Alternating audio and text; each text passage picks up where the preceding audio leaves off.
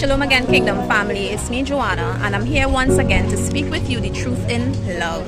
So in yesterday's teaching, we spoke about being cheered up. Why? Because a lot of the information I'm sharing with you will actually be a bit of a challenge to transition, and I still want you to be encouraged and be willing to make the change and unlearn the lies and be cheered up in the process. Why? Because with the truth comes joy and freedom. So there's so much to be cheered up about and be joyful about. So we'll jump into today's lesson, and today's lesson actually stems from a recently celebrated festival or season. Alright, so let's jump right in. Today I'm going to further discuss some other deceptions. New Year's was not the only thing that they hoodwinked us with, right? And I really hope that even as we continue to learn, you will be encouraged to make the necessary changes and remain cheered up.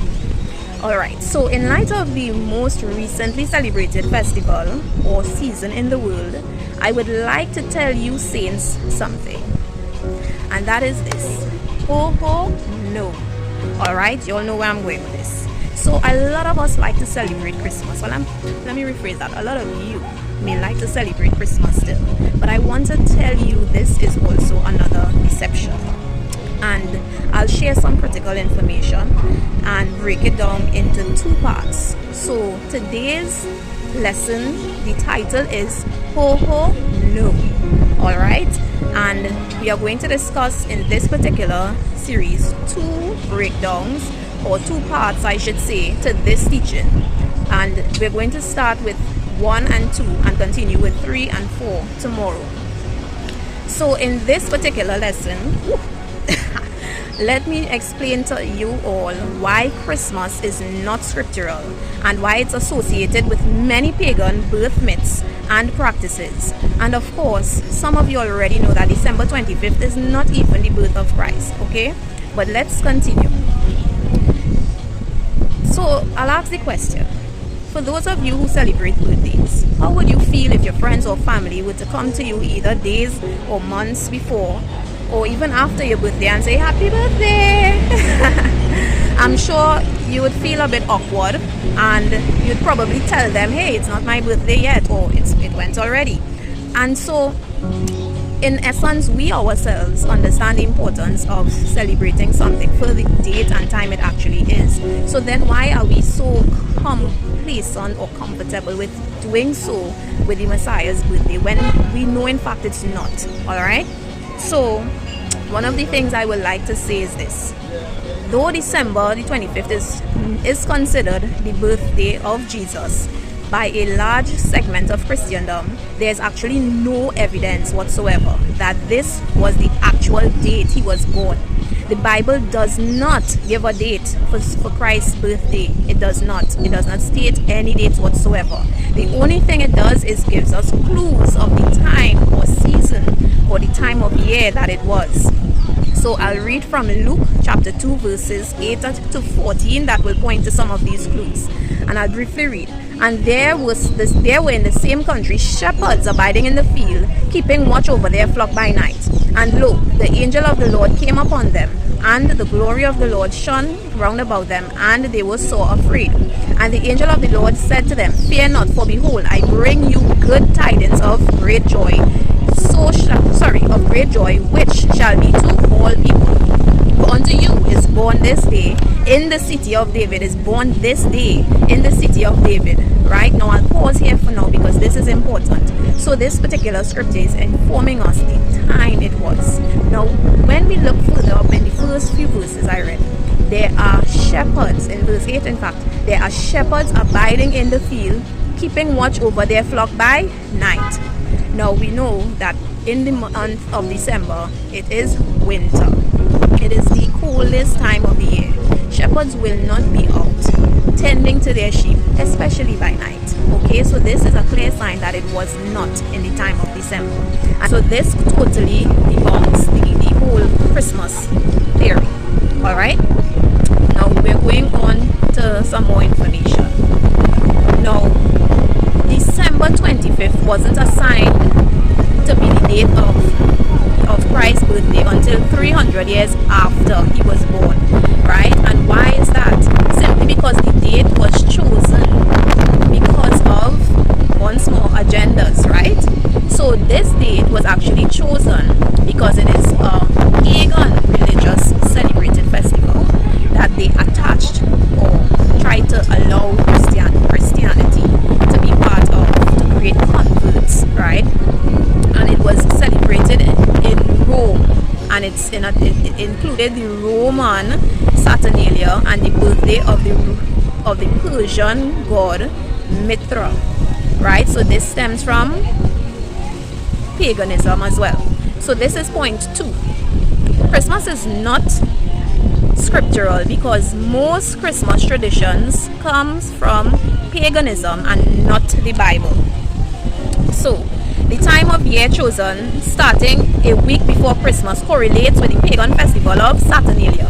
This was celebrated in honor of Saturn, the Roman god of agriculture. Two of the traditions of Saturnalia that live on today in Christmas includes gift giving and fabulous lights displays, as we see today, right? However, God instructs us to never worship Him the way the pagans do. He told us this. We saw this in last week's teaching, right? So you shall not worship the Lord your God with such things. This is taken from Deuteronomy chapter 12 verse 4. Christmas has its roots in the winter celebrations of the ancient Rome, right? History also connects December the 25th with Roman festivals of Dies Natalis, Solis Invicti, was, in other words, the birthday of the unconquered son. So let me take us to Jeremiah chapter 10 verse 2 to 5, because this is important. And it says, "Thus saith the Lord, learn not the way of the heathen, and be not dismayed at the signs of heaven, for the heathen are dismayed at them. For the customs of the people are vain. For one cut down a tree out of the forest, the work of the hands of the workmen with axe. They deck it with silver and gold. They fasten it with nails and with hammers, that it move not." So this is clearly describing what is being done during this particular season as we do it today. We see people decking a tree with gold, with silver, and all these things, and this actually stems from paganism. And clearly, when the book of Jeremiah was written, Christ wasn't even born yet. So we see where these traditions were done even long before the birth of the Messiah. Alright, so let's continue. Since the term pagan, and I want us to understand this, since the term pagan is not used much today, it's important that we understand its meaning, right? Now, paganism actually refers to the religious worship of gods other than the true God of the Bible. Pagan worship often involves the polytheism, which is the worship of multiple gods, and it often centers on worshipping elements of nature, just as I read before. They worship the sun.